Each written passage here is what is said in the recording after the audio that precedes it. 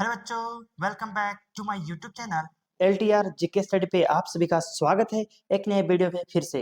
दोस्तों आज इस वीडियो में कवर करने वाले हैं बहुत ही इम्पोर्टेंट टॉपिक जो आपको बहुत ही इम्पोर्टेंट है। जिसमें आपको बहुत सारे बातें बताने वाला हूं जो कि आपका सामाजिक विज्ञान का हम लोग चर्चा करेंगे, जिसमें राजनीतिक शास्त्र होंगे और अध्याय नंबर 3 जिसमें है हमारा चुनावी राजनीति। क्या होगा चुनावी राजनीति में इतनी बातें हैं मत पूछो, लॉन्ग वीडियो होगी बट आपको विस्तार से एक एक चीज बताने वाला हूं, तो ध्यान से देखिएगा ताकि आपको हर एक एग्जाम में काफी हेल्पफुल हो। तो वीडियो को टक टक लाके अंत तक देखना है। मेरा नाम है कलाम और आप देख रहे हैं LTR GK study YouTube channel. दोस्तों बिना टाइम वेस्ट वीडियो को स्टार्ट करते हैं। चलिए बिना टाइम वेस्ट के वीडियो को स्टार्ट करते हैं, एक एक करके पूरा विस्तार से चलते हैं, है ना। देखिए ध्यान से देखते जाइएगा, लगातार टकटकी लगा के हम बात करते हैं। अब बात है हमारा है पहला पॉइंट। पहला ही सवाल उठ के आता है, हमें चुनाव क्यों जरूरी होती है, क्यों जरूरी है चुनाव, क्या जरूरी है। तो सबसे बड़ी बात यह है कि जरूरी चुनाव कब होती है, जहां लोकतंत्र देश होगा, जहां लोकतंत्र होगा, जहां सभी का अधिकार होंगे, वहीं पे चुनाव हो सकता है। अदरवाइज अदरवाइज चुनाव नहीं होंगे। क्यों? क्योंकि फिर राजा का शासन या फिर एक का शासन होगा तो वो चुनाव तो नहीं कर सकता ना। लेकिन चुनाव क्यों करेंगे, जहां लोकतंत्र होगा, खुद से चुनने का इंसान की इच्छा होगी कि हम खुद से ऊपर शासक चुनेंगे, तो ही वहां पे क्या होगा, चुनाव होगा। देखिए ध्यान दीजिएगा, जरा आराम से टकटकी लगाकर देखते रहिए। तो स्टार्ट करते हैं नाउ। हमें चुनाव की जरूरत इसलिए होती है क्योंकि चुनाव के द्वारा हम अपने शासक खुद चुन सकते हैं। क्या कर सकते हैं, अपने शासक खुद चुन सकते हैं। इसलिए ज्यादातर इसलिए ज्यादातर लोकतांत्रिक शासन व्यवस्था में लोग अपने प्रतिनिधियों के माध्यम से ही शासक क्या करते हैं, चुनते हैं। शासक शासन करते हैं ना। चलिए अब बात करते हैं, देखिए चुनाव। चुनाव देखते हैं, ध्यान से देखिएगा। चुनाव बात करते हैं तो चुनाव चुनाव लोकतंत्र का एक महत्वपूर्ण अंग है। लोकतंत्र का एक महत्वपूर्ण हिस्सा है, महत्वपूर्ण अंग है, तो वो है चुनाव। क्योंकि चुनाव के माध्यम से ही लोग अपने जनप्रतिनिधि को चुनते हैं। किसे चुनते हैं, जनप्रतिनिधि को चुनते हैं चुनाव के ही माध्यम से, ताकि सरकार का गठन और बाकी कामकाज हो सके, जो हमारे देश में सभी के लिए कामकाज हो सके। भारत में चुनाव किसी उत्सव से कम नहीं। जब चुनाव आते हैं ना, तो भारत में चुनाव जब आता है तो उत्सव होने लगता है। ठीक है, उत्सव से कम नहीं है। अब बात करते हैं दोस्तों आम चुनाव। क्या होता है आम चुनाव, आज हम बहुत ही टॉपिक करने वाले इसमें कवर। तो वीडियो को टक टक लगा अंत तक देखिएगा, छोड़ कर जाइएगा भाई साहब तो मेरी कोई गलती नहीं होगी। आपको अगर समझना है तो थोड़ी टकटकी लगा के वीडियो को देखना पड़ेगा अंत तक। वीडियो लॉन्ग होगा मुझे पता है, बट क्या करें, चैप्टर बड़ा है चैप्टर ना। जब चैप्टर ही बड़ा है तो वीडियो तो बड़ा होगा भाई साहब। देखिए टकटकी लगा के देखो बच्चों, ध्यान से देखिएगा। तो बात करते हैं आम चुनाव। क्या है आम चुनाव, तो आम चुनाव 5 साल तक ही चुने हुए प्रतिनिधि कार्य करते हैं। याद है, सबको जानते हैं कि 5 साल तक ही जो भी प्रतिनिधि हम चुनते हैं वो 5 साल तक ही होता है। ठीक है, जिसमें कौन कौन से होते हैं, हम चुनते हैं कहाँ का, तो लोकसभा के चुनाव में वोट देते हैं और विधानसभा के चुनाव में वोट देते हैं। जो ये भंग हो जाते हैं 5 साल के बाद, समाप्त हो जाता है इनके कार्यकाल। फिर सभी चुनावी क्षेत्रों में होने वाला चुनाव वो आम चुनाव है। फिर आम लोगों की तरह वो चुने जाते हैं, फिर लड़ाई करते हैं, आम लोगों की तरह ही क्या करते हैं, इलेक्शन में खड़ा होते हैं। तो उसे हम कहेंगे आम चुनाव। अब बात करते हैं क्या जी, अब बात करते हैं उपचुनाव। तो उपचुनाव क्या होता है, तो सिंपल समझिए कि उपचुनाव जहां पर सीट, जहां पे किसी, मान लो कोई भी मंत्री, किसी मंत्री को बनाया गया पद। ठीक है, अब वो क्या हुआ, वो मर गया या फिर वो इस्तीफा दे दिया, तो वहां का जो पद था वो खाली हो गया, तो उसके लिए उपचुनाव कराए जाते हैं। देखिए किसी क्षेत्र के सदस्य की मृत्यु या इस्तीफा से खाली सीट के लिए चुनाव उपचुनाव कहलाता है। जो चुनाव होंगे उसी को हम उपचुनाव कहते हैं। तो चलिए दोस्तों अब बात करते हैं नेक्स्ट पॉइंट पे। अगर वीडियो अच्छी लगी है तो वीडियो को लाइक कर देना है, और हमारे चैनल में नए हैं तो चैनल को सब्सक्राइब भी कर लेना है, अपने दोस्तों के साथ शेयर भी करना है दोस्तों। देखिए अब बात करते हैं हम लोग, ये देख सकते हैं ना उपचुनाव, ये हमारा उपचुनाव है जो बैलेट पेपर से होता है। अब बात करते हैं दोस्तों लोकतांत्रिक चुनाव के लिए जरूरी न्यूनतम शर्तें। क्या क्या शर्तें हैं लोकतांत्रिक चुनाव में, क्या क्या जरूरी है। देखिए ये बहुत ही इंपॉर्टेंट है, आप नोट बनाते जाइएगा या फिर आप इसका स्क्रीनशॉट ले लेना। ठीक है, ताकि आपको समझ में पूरा आ जाए। फर्स्ट पॉइंट है, हर किसी को मताधिकार होना चाहिए। हर सभी व्यक्ति जो 18 साल से ऊपर हैं उन सबको मत देने का अधिकार, यानी कि वोट देने का अधिकार होना चाहिए। दूसरी पॉइंट है, चुनाव में विकल्प उपलब्ध हो। चुनाव में क्या विकल्प, विकल्प मतलब की है कि कंपटीटर खड़ा हो, अगर एक आदमी खड़ा है तो एक आदमी और खड़ा हो, तभी उसमें चुनाव हो सकते हैं।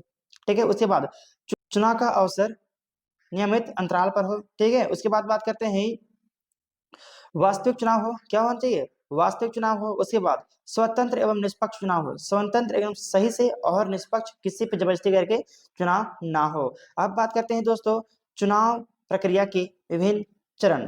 क्या बात करते हैं कैसे कैसे चरण बांटा गया है, कैसे कैसे चुनाव होते हैं, इनके बारे में थोड़ी चर्चा करते हैं। तो दोस्तों वीडियो को लाइक करना है और अपने दोस्तों के साथ शेयर कर लेना है, ताकि आपको उनको भी ये सारा कुछ पढ़ सके वो भी और जान सके, क्योंकि दोस्ती दोस्त का काम आता है दोस्त। चलिए अब बात करते हैं चरण, देखते हैं क्या क्या है, कैसे कैसे चुनाव होते हैं, वोट देते हैं, इलेक्शन कैसे कैसे होता है। तो बात करते हैं चुनाव। चुनाव की पहली घोषणा होती है, पहले क्या होता है घोषणा होती है चुनाव की, हाँ चुनाव होने वाला है। उसके बाद प्रत्याशियों का चयन होता है। अब वो प्रत्याशी उठेंगे, जिनको भी वोट लड़ना होगा, एक दो जो संख्या में उठ जाए उसको लड़ना होगा, तो क्या है प्रत्याशी बनेंगे, चयन करेंगे। उसके बाद नामांकन पत्र भरेंगे, क्या करेंगे नामांकन पत्र एडमिशन करवाएंगे उसमें कि हाँ मैं लड़ना चाहता हूँ वोट, मैं इलेक्शन लड़ना चाहता हूँ उसके बारे में। उसके बाद क्या करेगा चुनाव चिन्ह का आवंटन किया जाएगा। उसके बाद उन प्रतिनिधियों को चुनाव चिन्ह दिया जाएगा, लो भाई साहब तुम्हारा ये चुनाव चिन्ह है, इसके बाद तुम्हें अपना एडवर्टाइजमेंट अपना प्रचार करना है ना। उसके बाद बात करते हैं तो राजनीतिक दलों द्वारा चुनावी घोषणा पत्र जारी करना होता है। क्या होता है जो चुनावी दल हैं उनके द्वारा क्या होता है चुनावी घोषणा पत्र जारी करते हैं। उसके बाद क्या होता है, उसके बाद चुनाव अभियान होते हैं, चुनाव होता है, इलेक्शन होता है, वोट देने जाते हैं हम लोग। तो जब चुनावी अभियान हो गया उसके बाद क्या करेंगे मतदान देगा आदमी, मत दिया वोट दे दिया। उसके बाद बात करते हैं जब वोट दे दिए ना, जब वोट दे दिए उसके बाद बात करते हैं जब हम लोगों ने क्या किया वोट दे चुका, उसके बाद क्या होगा मतदानों की गणना होगी। अब वोट गिनती शुरू हो जाएंगी, वोट गिनती शुरू होगा। जब वोट गिनती शुरू होगा तो क्या होगा उसके प्रमाण भी तो आएंगे, रिजल्ट भी तो आएगा। तो क्या होंगे परिणामों की घोषणा किया जाएगा, कौन बनेगा सीएम, ऐसा। अब बात करते हैं दोस्तों राजनीतिक प्रतिस्पर्धा। अब क्या होता है राजनीतिक यानी कि पॉलिटिकल कंपटीशन। अब बात करते हैं कंपटीशन आता है, दो गो टक्कर होंगे, अगर कंपटीशन ना हो तो वोट देने का कोई फायदा नहीं है, वही एक ही इंसान जीत पाएगा। लेकिन अगर दो लोग हैं तो वही कंपटीशन होगा। देखिए बात करते हैं चुनाव सभी प्रत्याशियों के बारे में है, सभी प्रतिस्पर्धा के बारे में है। प्रतिस्पर्धा के बिना चुनाव अर्थहीन है, अर्थहीन हो जाएगा, क्योंकि जब एक आदमी रहेगा तो वो तो ऐसे ही जुट जाएगा, लेकिन दो आदमी रहेंगे तब तो टक्कर होंगी कि हाँ कौन बनेगा सीएम, इसके बारे में टक्कर तो होगी। राजनीतिक प्रतिस्पर्धा कब होती है, राजनीतिक प्रतिस्पर्धा कब होती है जब विभिन्न राजनीतिक दल विश्वास हासिल करने और अंततः मतदानों का वोट हासिल करने के लिए प्रतिस्पर्धा करते हैं। क्या करते हैं मतदानों का वोट, भाई साहब मेरे को देना, भाई साहब मेरे को देना, ऐसा। तो वहां पे प्रतिस्पर्धा मतलब कि कंपटीशन स्टार्ट होता है दोनों में, तो भाई साहब किसको चुना जाए, ठीक है। तो वादे करते हैं वे वादे करते हैं और मतदाताओं को प्रेरित करने के लिए प्रोत्साहन देते हैं कि भाई साहब मैंने ये बोल रहा हूँ कि मैं वहां ये बनवा दूंगा, आप मुझे वोट दो, मुझे जिताओ, ऐसा। कोई पार्टी बोलेगा मुझे जीता मैं आपको एजुकेशन दूंगा, नौकरी दूंगा, इससे बोलेगा।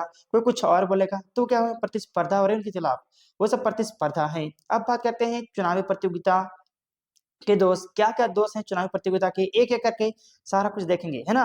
और वीडियो अच्छी लग रही है तो वीडियो को लाइक करना है और अपने के दोस्तों के साथ शेयर भी करना है दोस्तों, ताकि उन भी पढ़ सके। तो बात करते हैं, चलिए बिना टाइम वेस्ट किए जल्दी जल्दी कंप्लीट करेंगे क्योंकि वीडियो लॉन्ग होने वाली है। तो बात करते हैं पहला, देखिए ये क्या है, यह हर इलाके में एकता और गुटबाजी, हर इलाके में एकता और गुटबाजी यानी कि समूहवाद होता है, ठीक है।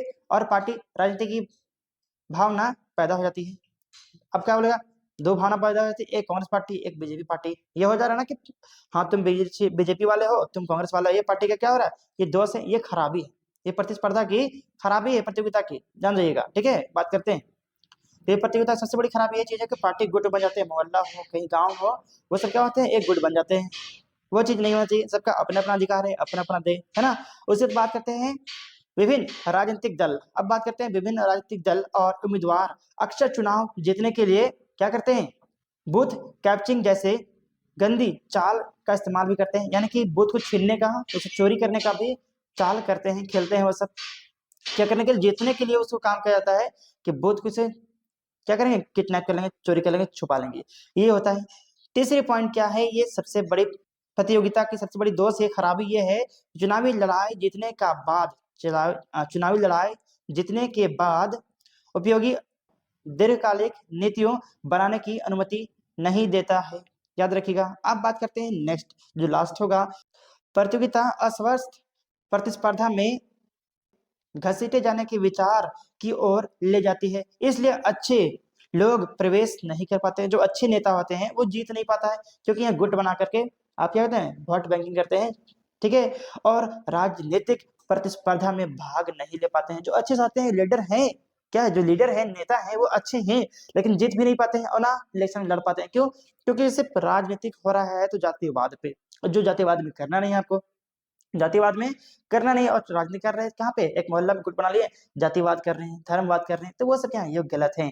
तो आपको सही से, ये एक सबसे बड़ी खराबी है प्रतिस्पर्धा की, प्रतियोगिता की, जो चुनावी प्रतियोगिता है उसकी। अब बात करते हैं दोस्तों चुनावी प्रतियोगिता में गुण, क्या अच्छाई क्या फायदा है, देखिए एक एक करके आराम से देखते रहिए, है ना। पहले बात करते हैं, नियमित चुनावी प्रतियोगिता राजनीतिक दलों और नेताओं को प्रोत्साहन प्रदान करती है। दूसरी बात करेंगे दोस्तों, अच्छे से ध्यान दीजिएगा और नोट डाउन करते जाइएगा, और नहीं तो स्क्रीनशॉट इसका लेते जाइएगा, ताकि आप अपने से नोट्स बना सके। बात करते हैं, अगर वे अपने काम से मतदाताओं को स्पष्ट कर सकता है, तो वे फिर उसे जिताने की सक्षम होगी। अगर कोई नेता अच्छे से काम करे हमारे लिए, पब्लिक के लिए, तो उसको कुछ बोलने की जरूरत है, वो फिर जीत के आएगा कि नहीं, उसको हम जिताएंगे कि नहीं, जिताएंगे बिल्कुल, क्योंकि वो मेरे हित में काम कर रहा है, तो उसको ही जिताएंगे जो मेरे हित में काम कर रहा है। लेकिन वो क्या कर रहा है, अब जातिवाद के बारे में कर रहा है, तो उसको जिताना हमारे लिए गौरव की बात नहीं होगी, ये हमारी स्वतंत्रता की सबसे बुरी बात हो सकती है। दोस्तों अब बात करते हैं नेक्स्ट पॉइंट पे, देखिए यदि कोई राजनीतिक दल केवल सत्ता में रहने की इच्छा से प्रेरित है, तो वह भी लोग की सेवा करने के लिए मजबूर होगा, बेचारा मजबूर होगा। क्यों? अगर आप सब बोलिएगा तो ही करेगा ना, मजबूर हो जाएगा कि भाई पब्लिक के लिए काम करना है। उसके बाद नेक्स्ट बात करते हैं, इससे राजनीतिक दलों की असली मंशा का पता चलेगा, क्या असली मंशा से क्या मेंटेलिटी है ये हमारे नेता की, उसके बारे में पता भी चलेगा। दोस्तों अब बात करते हैं नेक्स्ट पॉइंट पे, क्या बात करते हैं, नेक्स्ट पॉइंट पे बात करते हैं, देखिए हमारी लास्ट पॉइंट है, यह मतदाताओं को सर्वश्रेष्ठ में से चुनाव का विकल्प देता है। क्या करता है, सर्वश्रेष्ठ सही नेता चुनने का विकल्प देता है, यह हमारे चुनाव प्रक्रिया प्रतियोगिता होता है। अब बात करते हैं भारत में चुनाव, थोड़ी इसको लाइक कर दो, भारतवासी हो तो, अगर भारत माँ के आप लाडले हो या फिर लाडली हो, तो इसको लाइक करना आपका फर्ज बनता है। जिसमें हमारे देखिए क्या है, भारत में चुनाव, देखिए हमारे यहाँ 5 साल में लोकसभा और विधानसभा का चुनाव होता है। हर 5 साल में क्या होता है, लोकसभा और विधानसभा का चुनाव होता है, जहां 5 साल के बाद चुने हुए सभी प्रतिनिधि का कार्यकाल समाप्त हो जाता है। 5 साल के बाद क्या होता है, सभी प्रतिनिधि का कार्यकाल समाप्त हो जाता है। फिर भी चुनाव क्षेत्रों में एक ही दिन या अलग-अलग अंतराल में चुनाव होते हैं। फिर भी हमारे भारत में क्या होता है, एक ही दिन में सारी जगह या फिर अलग-अलग दिनों में चुनाव होते हैं। देखिए अब बात करते हैं निर्वाचन क्षेत्र का सीट। क्या है निर्वाचन क्षेत्र का सीट? देखिए चुनाव के उद्देश्य से देश को अनेक क्षेत्रों में बांटा गया है। देश को अनेक क्षेत्रों में बांटा गया चुनाव के क्षेत्र में, कि यहाँ पे वो, वहाँ पे वो। इन्हें ही निर्वाचन क्षेत्र का सीट कहा जाता है, कि वहां से आप लड़िएगा, उन्हें की क्या बोलते हैं, तो निर्वाचन क्षेत्र का सीट कहा जाता है। देखिए अब बात करते हैं लोकसभा चुनाव में कुल सीटें कितनी है। लोकसभा में कुल कितनी सीटें हैं, इसके बारे में चर्चा करते हैं। तो लोकसभा में कुल 543 सीटें हैं। कितनी? 543, पहले 545 था, जो कि 2 एंग्लो इंडियन थे। ठीक है, याद रखिएगा, अभी बात करेंगे। ठीक है, अब कितने हैं, तो 543 सीटें हैं। अनुसूचित जाति के लिए 84 और अनुसूचित जनजाति के लिए 47 सीटें आरक्षित की गई हैं। कहाँ पे? तो लोकसभा में। याद रखिएगा, लोकसभा में 84 सीटें किसके लिए हैं, तो अनुसूचित जाति के लिए रखा गया है 84 सीटें, और अनुसूचित जनजाति के लिए रखी गई है 47 सीटें। याद रखिएगा दोस्तों, जो हमारी 543 है, इनमें से इतनी सीटें आरक्षित है, तो इन दोनों को ऐड कर लेंगे, देख लीजिए कितना आरक्षित सीटें हैं, बाकी आपने चुनाव लड़ सकते हैं। अब बात करते हैं दोस्तों, सबसे बड़ा एवं सबसे छोटा लोकसभा चुनाव क्षेत्र कौन सा है। सबसे बड़ा जो लोकसभा चुनाव है वो कौन सा है, और सबसे छोटा कौन सा है। अगर वीडियो अच्छी लग रही है तो आप वीडियो को लाइक करना है और अपने दोस्तों के साथ शेयर करना है। अगर शेयर कर दिए तो आप अपने हमारे चैनल को सब्सक्राइब भी कर लेना है, ताकि आपको इसी से रिलेटेड वीडियो सबसे पहले आप सभी तक पहुंच सके और अपने आप को एक बेहतर नागरिक बना सकें आप। तो बात करते हैं क्षेत्र के अनुसार देश का सबसे बड़ा लोकसभा निर्वाचन क्षेत्र वो है लद्दाख। क्या है? लद्दाख। और सबसे छोटा सबसे छोटा है चांदनी चौक। क्या है सबसे छोटा? चांदनी चौक। और सबसे बड़ा लद्दाख है निर्वाचन क्षेत्र। याद रखिएगा। अब दोस्तों बात करते हैं मतदान सूची यानी कि वोटर लिस्ट, इनके बारे में थोड़ी चर्चा करते हैं। मतदान सूची के बारे में यानी कि वोटर लिस्ट के बारे में चर्चा करते हैं। मतदान की योग्यता रखने वाले लोगों की सूची को मतदान सूची कहते हैं। और जिनकी वोटर लिस्ट, जो वोट देने के योग्य होंगे घर में, उनको एक लिस्ट मिलता है, लिस्ट बनाया जाता है, उन्हीं को बोलते हैं हम लोग वोटर लिस्ट। याद रखिएगा। अब बात करते हैं दोस्तों मतदान के लिए योग्य उम्र। क्या उम्र होनी चाहिए मतदान देने के लिए? तो भारत में हमारे क्या है बच्चों? भारत में 18 साल और उससे ऊपर की आयु वाले नागरिकों को ही वोट देने का अधिकार है। जो इसको 18 साल, जिन व्यक्ति का 18 साल हो गया वो वोट देने का एलिजिबल हो गया, वोट दे सकता है। यानी मत देने की योग्यता उनको मिल गई। ठीक है, याद रखिएगा। जो 18 साल से ऊपर है या फिर 18 साल हो गया वो वोट देने के लिए तैयार है। अब बात करते हैं उम्मीदवार बनने की न्यूनतम उम्र क्या है। तो उम्मीदवार आप बनना चाहते हैं, अगर वोट इलेक्शन लड़ना चाहते हैं, तो आपकी आयु कितनी होनी चाहिए? तो 25 साल रखिए दोस्तों। कितनी? आप लोकसभा या फिर चुनाव लड़ रहे हैं या फिर विधानसभा में, आपकी उम्र 25 साल होनी चाहिए, आप इलेक्शन लड़ सकते हैं। अगर 25 साल हो गई तो आप फिर क्या होंगे? फिर चुनाव के लिए तैयार होंगे, चुनाव लड़ने के लिए। तो दोस्तों अब बात करते हैं नेक्स्ट पॉइंट पे। थोड़ी वीडियो लंबी होगी लेकिन बात करेंगे बहुत ही मुद्दे की, ध्यान दीजिएगा और टकटकी लगा के देखते रहिएगा। बात करते हैं टिकट। अब आपको टिकट मिलेगी या नहीं मिलेगी? देखिए क्या होगा। पार्टी के मनोनयन पार्टी के मनोनयन को सामान्य भाषा में टिकट कहते हैं। जो पार्टी से मिलता है आपको मनोनीत कि हाँ चलो तुम मेरे तरफ से लड़ो, उसी को हम लोग बोलते हैं क्या चीज? उसी को बोलते हैं टिकट देना। याद रखिएगा।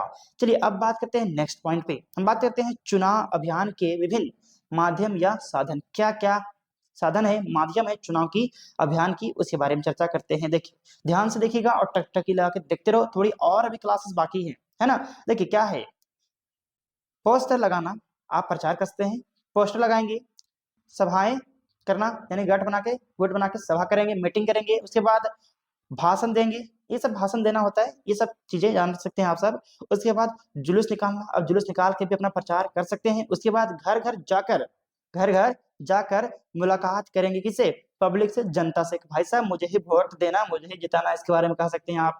उसके बाद बात करते हैं चुनावी नारे। अब क्या क्या नारे दे सकते हैं चुनाव में, इसके बारे में बात करते हैं। देखिए कुछ कुछ लोगों ने दिया है, उसी बारे में बात करते हैं। तो देखिए गरीबी हटाओ, ये इंदिरा गांधी ने दिया था, गरीबी हटाओ का नारा। किसने दिया था? तो इंदिरा गांधी ने दिया था, गरीबी हटाओ। लोकतंत्र बचाओ जनता पार्टी, लोकतंत्र बचाओ किसको किसने दिया है? तो जनता पार्टी ने दिया था। जमीन जीतने वालों को वाम पक्षी, जमीन जीतने वालों को वाम पक्षी। तेलुगु तेलुगु स्वाभिमान, तेलुगु देशम पार्टी ने दिया था। ये सब किसको? तो तेलुगु देशम पार्टी ने दिया था। अब बात करते हैं दोस्तों चुनाव आयोग के बारे में, जो हमें चुनाव में सबसे बड़ा रोल प्ले नहीं कराता है, चुनाव वही करवाते हैं, उनके बारे में चर्चा करते हैं। चुनाव आयोग, ठीक है। देखिए भारत में चुनाव संपन्न कराने का कार्य एवं निष्पक्ष एवं स्वतंत्र इकाई करती है, जिसे चुनाव आयोग कहते हैं। वही है जो हमें चुनाव करने का और निष्पक्ष तरीके बताता है, चुनाव करवाता है, वही हमारा है चुनाव आयोग। दोस्तों अब बात करते हैं भारतीय चुनाव आयोग के अधिकार। क्या क्या भारतीय चुनाव आयोग के अधिकार है, इसके बारे में एक एक करके ध्यान दीजिए और चलिए देखते हैं। तो दोस्तों अगर वीडियो अच्छी लग रही है ना, तो वीडियो को लाइक कर दो यार। आपसे फी नहीं मांग रहे, बस एक लाइक मांग रहे, आपको लाइक करना है ना। वीडियो को लाइक कर दो जल्दी से, धड़ल्ले से, और अपने दोस्तों के साथ भी शेयर कर दो, बेचारा वो भी पढ़ सके। तो चलिए बात करते हैं भारतीय चुनाव आयोग के अधिकार क्या क्या है उनके बारे में। तो पॉइंट पहला, चुनाव अधिसूचना जारी करने से लेकर नेताओं की घोषणा तक चुनाव प्रक्रिया का संचालन होता है। क्या होता है? जब चुनाव की अधिघोषणा अधिसूची बनती है कि हाँ अब चुनाव किए जाएंगे, वो सारा कुछ तरीका जो है वो चुनाव आयोग ही करता है। बात करते हैं नेक्स्ट पॉइंट, आदर्श चुनाव आचरण संहिता लागू करना एवं उल्लंघन करने वाले उम्मीदवारों को, पार्टियों को दंडनीय करना, ये सब किसके हाथ में? तो ये सब हाथ में है चुनाव आयोग के। अगर कोई पार्टी ज्यादा जबरदस्ती कर रहा है, जोर जबरदस्ती या फिर किसी भी बातों का उल्लंघन कर रहा है, उन्हें पार्टी से खारिज किया जा सकता है। अब बात करते हैं नेक्स्ट पॉइंट, चुनावों के दौरान सरकार को दिशा निर्देश करने का आदेश देता है, तो वह है चुनाव आयोग। सबसे बड़ी बात ये वाली पॉइंट है, जो चुनाव आयोग के दौरान सरकार को दिशा निर्देश देता है वह है चुनाव आयोग। अगर उसकी सरकार तो सत्ता में है ही नहीं, सत्ता में सरकार तो रही नहीं ना, उसके बाद नहीं इलेक्शन हो रहा, तो ये सब काम देखने वाला कौन है? तो चुनाव आयोग ही। अब बात करते हैं नेक्स्ट पॉइंट, सरकारी अधिकारियों को अपने अधीन करके उसे चुनावी काम काज लेता है, अपने अधीन अपने अंडर में ले लेता है और कहता है बेटा तुम चुनाव का ध्यान दो। उसके बाद नेक्स्ट पॉइंट है, जिन मतदान केंद्रों पर चुनाव ढंग से नहीं हुआ, अगर जहां पे चुनाव हो रहे हैं वहां ढंग से नहीं हुआ, वो वहां दोबारा चुनाव करवा सकता है। ठीक है, दोबारा चुनाव करवा सकता है कौन? तो चुनाव आयोग ही एक ऐसा है जो दोबारा चुनाव करवा सकता है। तो दोस्तों अब बात करते हैं नेक्स्ट पॉइंट, क्या बात करेंगे दोस्तों, ध्यान से टकटकी लगाकर देखते रहो। अब बात करते हैं हम लोग भारतीय चुनाव आयोग के सामने चुनौतियां, क्या क्या चुनौतियां हैं, क्या दिक्कतें आती हैं चुनाव करवाने में, इसके बारे में थोड़ी चर्चा भी कर लेते हैं। देखिए, ज्यादा रुपए ज्यादा रुपए पैसे वाले उम्मीदवारों और पार्टियों के अलग तरीके पर रोकथाम लगा देता है, पैसा से वोट बैंकिंग खरीदा जाता है, दोबारा हम देख सकते हैं आप सब। उसके बाद क्या होता है, नेक्स्ट पॉइंट है, आपराधिक भूपृष्ठ और संबंधित संबंधों वाले उम्मीदवारों पर लगाम कसना, जो भी है अपराधी जो है वो वोट नहीं लड़ सकता, इलेक्शन है उस पर क्या है, प्रतिबंध लगाता है उम्मीदवारों पर। ठीक है, उसके बाद बात करते हैं पारिवारिक संबंधों की बुनियादी पर टिकट मिलने पर रोक, अगर कोई व्यक्ति वो क्या है अभी सीएम था, उसे एक सीएम है मान लो जैसे हेमंत सोरेन, उसके भाई को टिकट नहीं मिल सकती उसी पद से, ये बोल रहा है कि रोकथाम किया जा सकता है। अब बात करते हैं नेक्स्ट पॉइंट, मतदाता को चुनने के लिए ज्यादा से ज्यादा विकल्प उपलब्ध हो, मतदाता जो मत देने वाले लोग हैं उनको ज्यादा से ज्यादा विकल्प उपलब्ध हो करवा पाता है। उसके बाद नेक्स्ट पॉइंट है, छोटे दलों एवं और निर्दलीय उम्मीदवारों को परेशानियों का निपटारा करना है, जो छोटे दल हैं, छोटे पार्टी हैं और जो निर्दलीय हैं जिनको टिकट नहीं मिला वो खुद से आके लड़ना चाहता है, उनको क्या करेगा, प्रोत्साहन देगा, उसके प्रोत्साहन का निपटारा भी करेगा, तकलीफों को दूर करना उनकी काम है। अब दोस्तों बात करते हैं स्वतंत्र एवं निष्पक्ष चुनाव करने